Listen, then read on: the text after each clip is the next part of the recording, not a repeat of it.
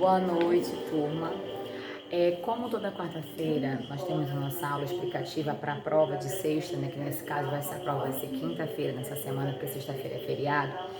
Amanhã, excepcionalmente amanhã, não vamos conseguir fazer nossa aula, mas estou aqui com o compromisso de passar as explicações para vocês, tá? De cada assunto que vai ser abordado nas duas provas, ciências e geografia. Vamos abordar nesse vídeo os assuntos de ciências, tá bom? Vamos começar. O primeiro assunto fala sobre biomas mundiais, ou seja, são os biomas presentes em todo o lugar do mundo, todos os lugares do mundo. O primeiro bioma que eu quero que vocês saibam é a tundra. A tundra, ela é um bioma onde tem baixas temperaturas, ou seja, em lugares muito frios predomina a tundra, que é um tipo de bioma. E o que é bioma? É um tipo de característica daquele lugar, é uma característica daquele lugar. E qual é a característica do lugar que tem o bioma tundra? São lugares que têm a baixa temperatura, lugares muito frios. Não há árvores. Por que não há árvores na tundra? Porque a camada de solo é congelada. Então, uma camada de solo congelada a temperaturas baixíssimas, não pode haver árvores. Assim como o solo é pobre de nutrientes. Então, você verifica que uma coisa liga a outra. Uma temperatura baixa, assim como na tundra, que é uma área congelada, não tem como haver árvores, porque o solo é pobre de nutrientes, porque a camada de solo é congelada, tá bom? Um outro bioma também, que eu vou continuar aqui. Um outro bioma também presente, que é um bioma mundial, é a floresta de coníferas, conhecidas como taiga. Nesse bioma, aonde ele predomina? Ele predomina no hemisfério norte. Floresta de coníferas, que se chama taiga, predomina no hemisfério norte. E pelo clima de lá, que também não tem um clima bem definido, tá? Por conta disso, há uma falta de diversidade. Quando eu falo falta de diversidade, eu falo poucos tipos de planta, poucas espécies de planta, tá bom? E qual é a vegetação que predomina na taiga? São os pinheiros. Ai, tia, eu não sei o que é pinheiro. Sabe o que é aquelas árvores de natais, né? De Natal, que a gente compra a árvore de Natal? Então, a árvore de Natal é um pinheiro, tá bom? Então, se você vê numa imagem, na prova, algo relacionado a isso, esse tipo de vegetação predomina na taiga, vegetação de pinheiros. E além disso, as plantas perdem as folhas aonde tem esse tipo de bioma, tá bom? Então, a taiga, que é a floresta de coníferas, é presente no hemisfério norte, há uma falta de diversidade, ou seja, não tem muitas árvores, não tem muitos animais. A vegetação que predomina são os pinheiros, que são são árvores que na verdade, como é que eu posso dizer, não é que imita. Na verdade, a árvore de Natal que é usada, ela imita o pinheiro, né? Então, você pode associar isso, tá bom? Para não esquecer. E as plantas perdem as folhas, tá certo? Essa é a taiga. Agora, a gente vai para o próximo, que é a floresta temperada. A floresta temperada, quais são as características desse bioma? As estações do ano, elas são bem definidas, ou seja, aonde tem esse bioma, floresta temperada, é bem definido verão, inverno, outono e primavera. Nesses lugares onde existe esse tipo de bioma, floresta temperada, as 4 estações estão presentes. Vou dar um exemplo para vocês. Aqui, onde nós estamos, na região nordeste, nós não temos as 4 estações bem definidas. Nós não temos o verão, o inverno, o outono e a primavera bem definidos. Nós temos um período chuvoso e um período que não é chuvoso. Nós não temos as estações do ano, tá bom? Então, na floresta temperada, as estações do ano, as 4 estações são bem definidas, ocorrem nas datas certas. É possível a gente ver que existem essas estações do ano. Outra coisa, o solo é rico em nutrientes, dá muita vegetação, diversidade de animais. Por quê? Porque se eu tenho muitas plantas, uma vegetação diversa, os animais vêm se alimentar daquilo. Então, por isso lá é um lugar onde tem muitos animais, muito tipo de planta, muito tipo de vegetação, o solo é muito rico, tá bom? Floresta temperada. Aí a gente continuando nos biomas mundiais, nós temos a savana. As savanas são como se fosse o nosso cerrado. O nosso cerrado aqui do Brasil, uma vegetação rasteira. O que quer dizer uma vegetação rasteira? Quer dizer que as árvores são pequenas, não existem árvores grandes, sabe? São arbustos, na verdade, as árvores que existem na savana. Elas são graminhas. O que são graminhas? São gramas, são campos grandes, enormes, vastos, com grama. E se tem algum tipo de árvore, elas são de pequeno porte, como se fossem arbustos, que eu acabei de falar, tá bom? Árvores de pequeno porte, tá? Então, essas são as savanas. Agora a gente vai falar sobre os biomas brasileiros. Vamos começar pelo cerrado, porque o cerrado é como se fosse uma savana. É a nossa savana brasileira, o cerrado. Por quê? Porque ele tem uma vegetação rasteira, porque não tem árvores grandes. Porém, o cerrado aqui no Brasil é usado muito para a plantação de milho, de soja, desses tipos de grãos, tá? Feijão. E rico em alumínio, o solo é rico em alumínio, porém é pobre em nutrientes. Então, quer dizer, ele é um solo diversificado, é rico em alumínio, porém em nutrientes é pobre. Usado para a plantação por conta que é um cerrado, mais fácil de plantar, mais fácil de colher, né? Um cerrado, que a gente pensa em um cerrado, a gente pensa em um campo, sabe? Um campo de futebol, algo que seja plano. Por isso que ele é utilizado muito para a plantação. Porque para se plantar, é ideal que seja um campo, né? Que você possa plantar e colher e que não tenha nenhuma intervenção do solo, tá bom? Aí a gente vai continuar com os biomas brasileiros. Continuando, nós temos o outro bioma. Vou botar um pouquinho mais para trás aqui para ficar melhor. Acho que aqui tá melhor. Continuando, depois do cerrado, nós temos o bioma Amazônia, tá bom? O que podemos falar sobre a Amazônia? A Amazônia é a maior floresta tropical que existe e é um bioma nosso, brasileiro, do Brasil. Tem uma grande diversidade, tanto animal quanto vegetal, né? Ou seja, muitas árvores, vários tipos de árvores frutíferas. Nossa, tô péssima hoje. Árvores frutíferas, muitos animais, uma grande diversidade. O clima nesse bioma, na região amazônica, né? Nesse bioma chamado Amazônia, o clima é quente e úmido.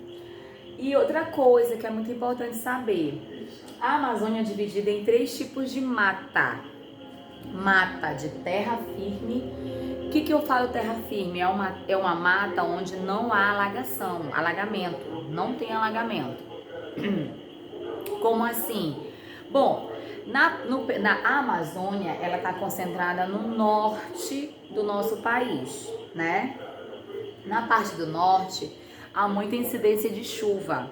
E tem uns locais que quando chove muito, eles ficam alagados, totalmente a água toma conta de tudo, tá? Para falar bem claro para vocês poderem entender. Então, a Amazônia é dividida nesses 3 tipos de mata. A mata de terra firme, que nunca alaga. A mata de várzea, que ela tem épocas que está alagada e tem épocas que não, tá? Então, a terra firme, ela nunca alaga. Mas a mata de várzea, ela pode alagar, pode passar um período do ano alagado e outra parte do ano na terra firme, tá bom? E a mata de igapó, que é o tempo todo alagado, tá bom? Então, agora a gente vai pro outro. Deixa eu mover vocês. Ai, meu Deus. O outro bioma também que nós temos no Brasil é a caatinga, que é exclusivo do Brasil. Em nenhum outro lugar do mundo existe o bioma com as características que tem na caatinga. A caatinga é o bioma daqui, do nordeste do nosso país, tá bom? Como é a característica desse bioma? É um bioma exclusivo do Brasil, como eu já falei. É uma região de clima semiárido, ou seja, um clima com o solo é seco, com poucas chuvas, tá? Com a vegetação assim sofrida, sabe? Com pouca chuva, com pouco recurso. Esse ano tá uma maravilha, né? Tá chovendo muito. Mas já passamos por anos que quase não chovia. Tem lugares, porque o Nordeste ele é imenso. O Nordeste não é só o Ceará, são vários outros estados, né, que compõem essa região Nordeste. Então, em outros estados, as pessoas sofriam com a seca, né? Não tinha a incidência de chuva. Então, a caatinga, ela é típica, ela é exclusiva do Brasil. Ou seja, como eu falei, nenhum outro lugar tem esse tipo de bioma com essas características, tá? Região de clima árido, pouca incidência de chuva, o solo é seco, tá bom? E as árvores que tem árvores, é óbvio que tem árvores, mas tem muitos cactos, né, que são árvores que não precisam tanto da água para se reproduzir, ou para crescer, ou para existir, tá bom? Vamos pro outro bioma, que é o Pantanal. O Pantanal, ele é um bioma que é o tempo todo alagado. É difícil você ver uma parte do Pantanal que não esteja alagado. Ele possui uma bacia muito rica e muito extensa, que é a bacia hidrográfica do Rio Paraguai. Quando eu falo bacia hidrográfica, quando eu falo em bacias hidrográficas, eu estou falando de rios, um que junta com o outro e se forma uma grande bacia, tá bom? Então, a bacia hidrográfica do Rio Paraguai, ela fica no Pantanal, tá? E há uma grande biodiversidade, porque onde se tem água, tem muita diversidade, né? Muitos animais que a gente não costuma ver aqui na nossa região e que a gente só vê no Pantanal, tá bom? É uma área alagada, como eu acabei de falar. Aí a gente tem também, além disso, mais 2 biomas, que é a Mata Atlântica e o Pampa. A Mata Atlântica, ela está localizada na região costeira do Brasil. E o que é a região costeira? É a região onde o mar se encontra com a terra, ou seja, litorânea, né? Hoje em dia, há menos de 10% da mata virgem, aquela que estava ali, que nasceu ali, a menos de 10%, ou seja, muito já foi desmatado, replantado, né? De original mesmo, só tem menos de 10%. E o clima na Mata Atlântica é um tropical úmido. E o Pampa é o que a gente chama de campos sulinos, elevado potencial hidrelétrico, ou seja, lá nesse bioma, no lugar onde tem esse tipo de característica, existe um elevado potencial para se produzir energia, tá bom? Potencial hidrelétrico. E o clima é subtropical, tá bom? Agora a gente vai para o outro assunto ainda da prova de ciências. Continuando o assunto da prova, vai ter também relações ecológicas, tá? Inclusive no TD que vocês receberam, ele está sendo abordado mais esse assunto. Mas, como vocês sabem como eu sou, eu prefiro estudar tudo o que está no roteiro para que não esteja risco da gente não ter estudado alguma coisa e cair na prova. Então eu quero estudar tudo. Relações ecológicas. O que são relações ecológicas? São as relações entre os animais, tá bom? Entre plantas também, relação ecológica, tá? Não é só sobre animais, são relações entre a ecologia como um todo, tá bom? Existem já as relações intraespecíficas, que são dentro da mesma espécie. Intraespecífica, dentro da mesma espécie. E tem a interespecífica, que são entre espécies diferentes, tá bom? Vamos falar primeiro sobre as intraespecíficas, que estão todas da mesma espécie. Dentro delas eu tenho a relação harmônica, que ninguém perde nada, e a desarmônica, que pelo menos um vai perder nessa relação, tá bom? Aí eu tenho os exemplos. Sociedade. O que é a sociedade dentro das relações ecológicas? É quando todos cooperam entre si. Por exemplo, uma sociedade de formigas. Todas cooperam entre si. Todas estão lá catando as folhinhas para levar para o formigueiro. É uma sociedade.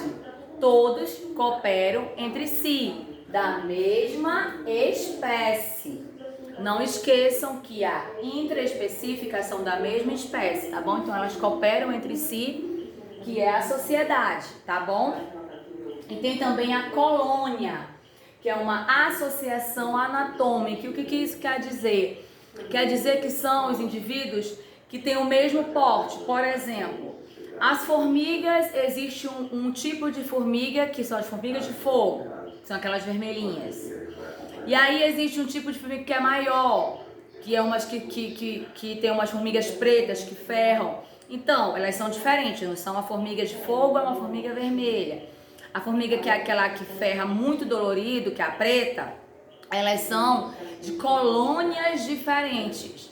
Então, as colônias, mesmo elas sendo da mesma espécie, todas são formigas, mas cada um tem a sua própria característica, uma associação anatômica, tá bom? Então, a sociedade é quando todos cooperam entre si, e a colônia é quando são da mesma espécie, sim, porém cada uma tem a sua característica, tem a sua particularidade, tá bom? E agora nós vamos para a desarmônica, onde pelo menos um indivíduo vai perder nessa relação. Nós temos o canibalismo. O que é o canibalismo?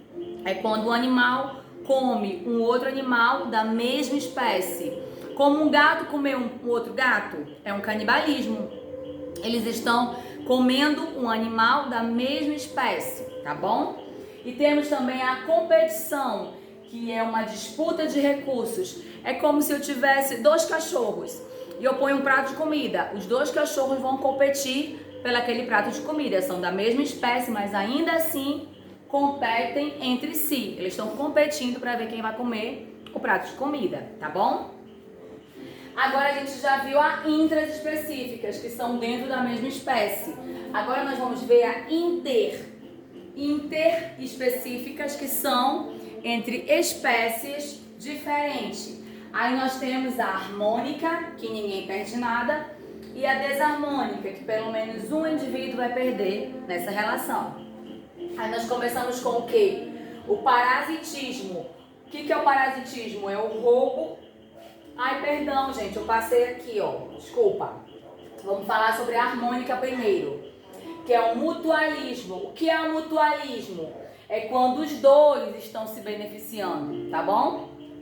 O mutualismo é uma relação harmônica interespecífica, ou seja, entre espécies diferentes. O mutualismo é quando ambos estão se beneficiando. As duas espécies, mesmo que sejam diferentes, as duas se beneficiam do local. Por exemplo, uma foca e um leão marinho. São espécies diferentes, mas os dois convivem no mesmo lugar, lá naquela água friazinha do Polo Norte, e conseguem também dividir ali os alimentos que são coletados ali naquele lugar. Então, o mutualismo é quando as duas espécies se beneficiam, as duas estão ganhando, tá todo mundo bem, tá bom? comensalismo é quando um se beneficia sem prejudicar o outro. Preste atenção. O mutualismo, os dois estão ganhando. Está sendo bom para os dois. No comensalismo, só um está ganhando, mas o outro não está se prejudicando. É como se eu estou tendo a vantagem, mas também não estou prejudicando o meu amiguinho.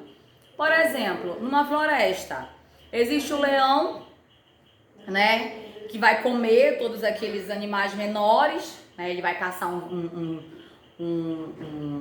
uma paca, uma cutia, um tatu, ele vai comer esses animais. Mas isso não quer dizer que uma outra espécie, por exemplo, a borboleta, ele não vai prejudicar a borboleta. A borboleta não está ganhando nada nessa história. Ela está só lá. Mas o leão, ele está comendo, está se alimentando e não está prejudicando uma outra espécie que também está no convívio, tá bom? Então, comensalismo, um se beneficia, mas não prejudica o outro. O inquilismo, um usa o outro para morar, mas ainda assim não se prejudica. Não prejudica ao outro, tá? O comensalismo, ele usa para morar, usa o outro para morar, e esse que é usado como moradia não está sendo prejudicado. Vamos colocar assim um elefante. O passarinho usa o elefante como sua moradia, mas o elefante não está se prejudicando. O passarinho está ali quietinho, ele não está fazendo mal para o elefante. Ele só está usando o elefante como moradia dele, tá bom? Então o inquilismo é isso. Ele usa um para morar, mas não prejudica ele. Aquele que ele está morando não é prejudicado. Forésia, um transporta o outro. Às vezes tem um animal que é muito pequeno, que ele precisa se apoiar num animal maior para ser transportado. O nome dessa relação se chama forésia, tá bom? Agora a gente vai para a relação desarmônica, onde pelo menos um perde.